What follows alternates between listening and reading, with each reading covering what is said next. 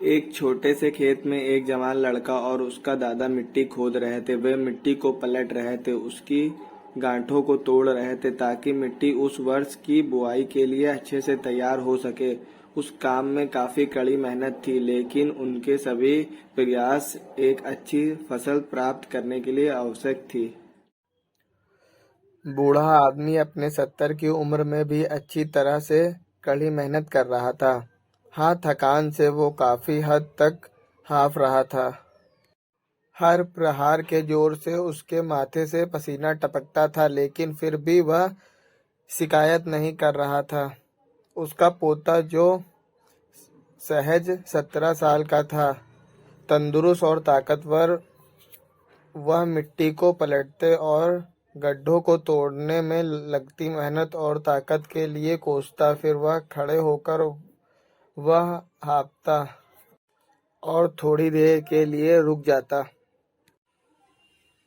थोड़ा आराम करने के बाद एक बार फिर से काम शुरू करने से पहले शिकायत करता। थोड़ी देर बाद युवा पोता देखता कि उसके दादाजी ने जितना काम कर जमीन को तैयार किया, वो खुद ने की तैयार की जमीन से बहुत ज्यादा है। दादाजी, जब आप इतने बूढ़े हो फिर भी आपने मुझसे इतना अधिक काम कैसे किया?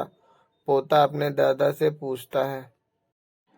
दादाजी ने उससे जो जवाब दिया उसकी उसे उम्मीद नहीं थी।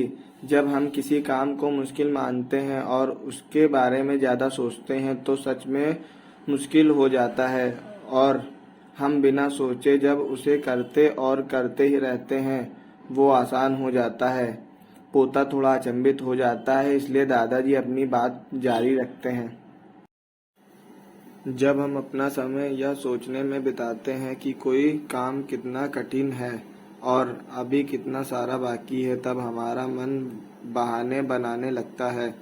इन सभी चीज़ों के बारे में सोचना, अपने स्वयं के विचार के बवंडर में फंसना ही उस काम को हमारे लिए बहुत ज़्यादा कठिन बना देता है। इसलिए समझदारी इसी में है कि वास्तविक रूप से पहली बार में शारीरिक कार्य किया जाए।